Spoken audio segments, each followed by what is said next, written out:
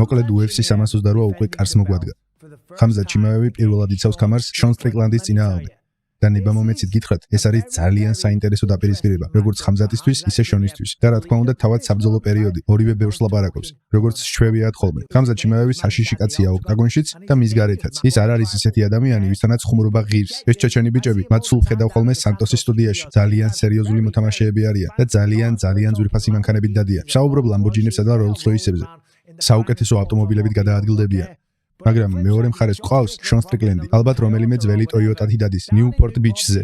სულ სისულელეებს ლაპარაკობს და ამბობს: "ჰეი, შენ თქვი რომ თუ დამინახავდი, იქვე მცემდი. თქვი რომ ქუჩაში თუ შემხვდებოდი, მოუკვდებოდი. აგერ ვარ ნიუპორტ ბიჩზე და საერთოდ არ გამოჩენილ ხარ."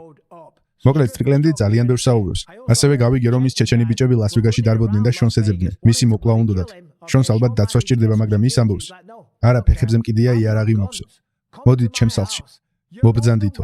და ეს თვისება შონ სტრიკლენდში ძალიან მიყვარს. რამდენიმე დღის წინ ნახე პერფორმანს ინსტიტუტში და თავის ტიპიურ მხიარულ ფორმაში იყო. სულ კარგ ხასიათზეა, სულიც იმის.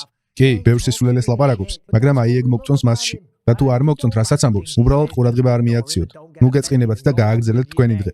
ყურებას ხომ არავინ გაძალეთ, თუმცა ჩემს სიტყვას ნუ დაეყნობით. თავად მოусმინოთ რა თქვა შონმა. ხალხო, მე ზოგადად არ ვპოსტავ ჩემს ლოკაციას ან სად ვიმყოფები. არ მიყვარს ლოკაციის ჩაგდება. უბრალოდ არ მომწონს. კი, არ უნდა პოსტავდე შენს ლოკაციას. თუ ხარ შონ სტრიკლენდი, საშუალო წონის ყოფილი ჩემპიონი, მოსვენებას არ მოგცემენ და მით უმეტეს თუ ხამზა ჩიმავები და მისი გარემოცვა მეზობლადაა. მაგრამ შენმა გააგრძელა. ინსტაგრამზე რაღაც სისულელე ამომიგდო. ვითომ ჩემი ცემა ან ქუჩაში მოკლა უნდა. ბიჭო, შენი დარბაზიდან 10 წუთის სავალზე ვიყავ. მთელი დღე ვდებდი თეგებს და ლოკაციებს ინსტაგრამზე. შენი ძმა კაცები შენთან ერთად რომ ვარჯიშობენ. მადევნებენ თვალს, ჩემს სტორებს ხედავენ და უნდა ცოდნოდათ სად ვიყავი. შენი დარბაზიდან 10 წუთში ძმაო. ალბათ აქვე შენს ქუჩაზე ვიყავ. შონ სტრიკლენდის აქ საუბარი ძალიან მომწონს. ამბობს, ლოკაციებს ვდებდი, შენი ძმა კაცები მადევნებენ თვალსო. თუ ის ნიუპორტ ბიჩზე იყო, ხამზატი კი იქვე ვარჯიშობს. სულ რაღაც ერთი მილის დაშორება და ადვილად შეეჯახებოდნენ ერთმანეთს. ახლა რა თქმა უნდა, როცა ამას ამბობ, ხამზატი იმას კი არ ამბობდა, რომ მისი მოკლა უნდოდა. უბრალოდ თქვა, მისმინი, ქუჩაში თუ შევხვდებით, მოკვდება. ოქტაგონი კი სპორტიაო. ხამზატი უბრალოდ თავდაჯერებულია. შონი კი უბრალოდ შონია და ერთობა ამ ყველაფრით. საბოლოო ჯამში სპორტში ბევრი სტრესია, დაძაბულობა, ბევრი შრომა. დიდი შანსია ფული შონის და სხვა ყველაფრის. და თუ ამ ყველაფერზე იუმორით არ მიუდექი და ცოტა სისულელეები არ ლაპარაკი. რაღაცა ეს ცხოვრება. მოკლედ აი კიდევ შონისგან. ნაწილობრივ მეგონა რომ მოხვიდოდი, მაგრამ როგორც კოსტას შემთხვევაში მოხდა, როდესაც საქმეზე მიდგა და იძახოდი, დამიჭირეთო. ბიჭო, მე ალბათ ბოლო ადამიანი ვარ ამერიკაში. ვისაც უნდა დაემუქრო, მაგრამ თუ არ მოხვედი, არც ხარ მომსვლელი. შონ სტრიკლენდი ალბათ მართლა ბოლო კაცია ამერიკაში, ვისაც უნდა დაემუქრო. იმიტომ რომ მოდით გულახდილად ვთქვათ, ის საშუალო წონის ყოფილი ჩემპიონია და კაცი, რომელსაც მართლა აქვს შანსი დაამარცხოს ხამზა ჩიმავები. და იყოს პირველი, ვინც ამას გააკეთებს. თან ის ამბობს, მოდი და ვნახეო. იცით რომ შონს იარაღი 100%-ით თან აქვს.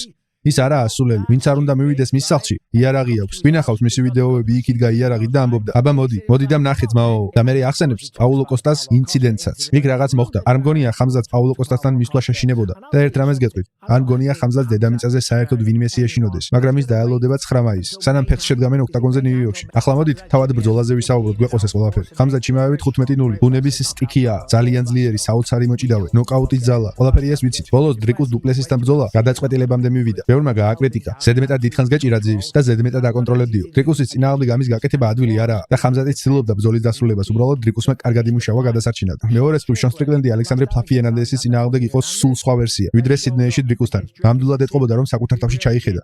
ეტყობოდა რომ ერიკ დიქსენმა კარგად დააჯინა და უთხრა: "მისმინე, უნდა იბრძოლო, უნდა იყო აგრესიული. არ შეიძლება უბრალოდ იდგე პასიური იყო და მარტო ჯებებს ისროდე. უნდა ინადირო ამ ხალხზე. წინ წადი, იწამე შენი ძალის და ეძებე ფინიში." და მან კარიერის ერთ-ერთი საუკეთესო ბრძოლა ჩაატარა. როცა ფლაფიენანდესი გაანადგურა. შვენიერი იყო ის მუხლი შუაში, რომელთაც ბრძოლა დაასრულა. და სხვათა შორის რამდენიმე ტეიქდაუნი მოიგერია. აი რატომ ვამბობ, რომ ხამზატისთვის ეს ბრძოლა წინასწარ გარანტირებული მოგება არაა. დიახ, ხამზატი უკეთესი მოჭიდავეა. დიახ, ხამზატს მეტი ძალა აქვს დარტყმაში, მაგრამ ბრძოლა მარტო ჭიდაობა და დარტყმის ძალა არაა. არის ფიზიკური გამძლეობა. შონ სტრიკლენდს ერთ-ერთი საუკეთესო გამძლეობა აქვს ამ თამაშში. სულ ესაა.